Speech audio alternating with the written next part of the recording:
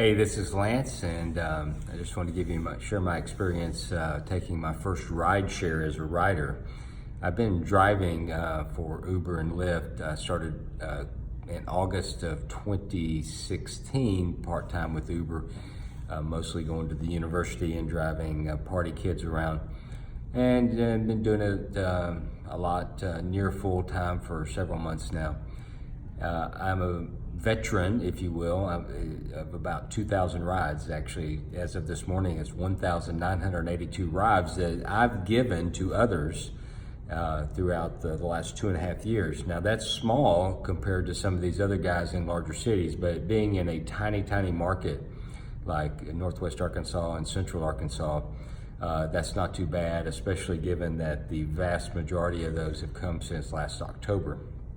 So, car's in the shop today, getting a major repair. I'm going to be working for the next 12 hours at a single location, so it was a chance to experience the ride from the passenger side for the first time. So I signed up with both Uber and Lyft yesterday. Uber was just standard, set up the payment, and everything was good to go. However, when I signed up with Lyft, they announced to me that my first 10 rides would receive a 50% discount up to $10 per ride. Well, so sounds pretty good. Now I'm beginning to understand why I get more rides from Lyft as a driver than I do with Uber. So this morning when I was preparing for it, I checked the rate in both apps, and they were both the distance I was going to was going to cost about $22 all said and done, and they were almost identical until Lyft applied that 50% discount. So it was a little over 50%, was over 10, so they gave me the $10 limit, and so that ride turned into 11 and some change, almost $12 for that. So I took Lyft. As it turns out, my driver came. It was in a small car. I think it was a small Buick. It seats 4 passengers, but I will tell you that in the back seat, if there were 3 people in the back seat, they would have been cramped. I'm not the smallest guy in the world, but I'm not the biggest either. So let me give you my impressions on the rider side. I got there, the car was clean on the outside. It's a white car, clean on the outside. Had the Lyft emblem on the sticker on the window, as they're supposed to do. She pulled up in the building next to mine, so whether navigation sent her to the wrong one or she just wasn't familiar enough with my town, and she wasn't from the town I got picked up in. So she came, and I was outside waiting, saw her, flagged her down. She proceeded to come in. My first impression opening the door, it was cloth seats. They were not spick-span new cloth seats. So when I took a look at that, they weren't dirty, but they had some wear and tear and some stains on them. The floorboard was fairly clean. I mean, just the normal dragging in stray grass blades and things like that, but it wasn't anything that was unsightly. There were no floor mats on both sides. There was a clear floor mat on the side I got in on it from the back seat, and that made an impression on me. It would have been nicer if there had been floor mats. It would have been nicer, the back seat would have been nicer had they been leather. Just some initial thoughts there. The car was fairly small. The driver was extremely chatty, conversational. I asked questions, telling her this was my first ride, and it was, as a rider, and then just asked questions about her driving experience, and would she recommend that? And so she was quite chatty about that. What I found interesting is that she, like me, used a lot of the same lines. Our impression as drivers were same. Now, I didn't share with her that I was a driver. I was just asking as if I was interested in it. So it was kind of cool getting that feedback.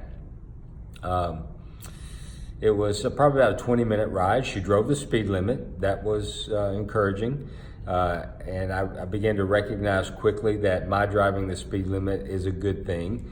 Initially, I was, trying to zip around and go fast, and that was not good. And as a passenger, it's much more calming, even with cars passing, to be driving the speed limit. So that was pretty cool. On the 3 lanes of the interstate, she drove in the middle lane, which is something that I do on a regular basis. So all in all, there was a lot of similarity in our driving styles, similarities in our conversation. And there were times when I really didn't want to talk, and I think she found that a little bit awkward, and after 30, 40 seconds tried to strike up a conversation again. But I am hard of hearing, so that did not actually impact me a great deal until, with the radio playing, it did become difficult at times with road noise for me to hear her, so I had to let her know that so she could adjust herself. The back end of this particular Buick, I think it was an Enclave or an Encore or something like that, had a small trunk area in the back that you can, like an SUV, you can look over the back seat into it. And I did glance into the back seat.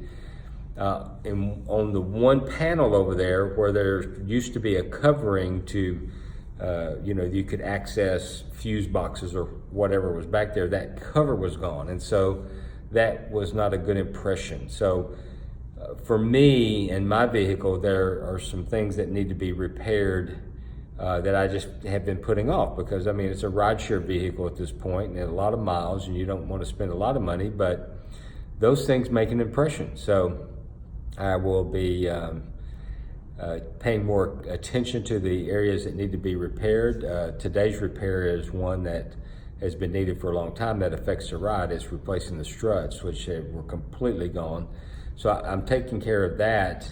And then the next thing is there's some body damage that I've just been putting off, frankly. And it's not, at least part of it's not that expensive. And I'm going to go ahead and get an estimate on the other part. So a couple of things like that.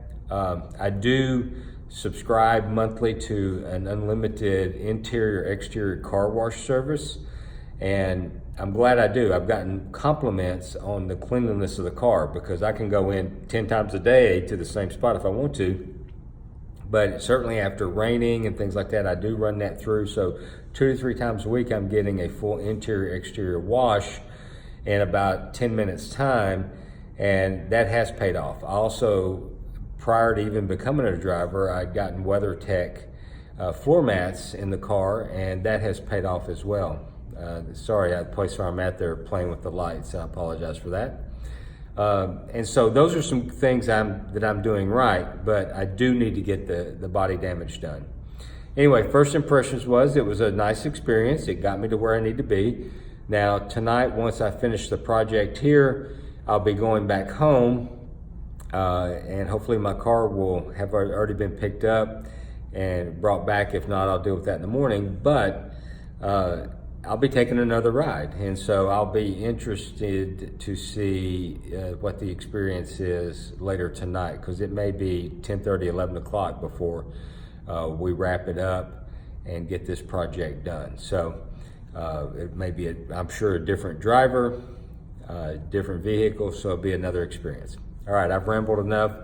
Thanks for letting me share that. I find it was really, really interesting. So thanks a lot. Talk to you later.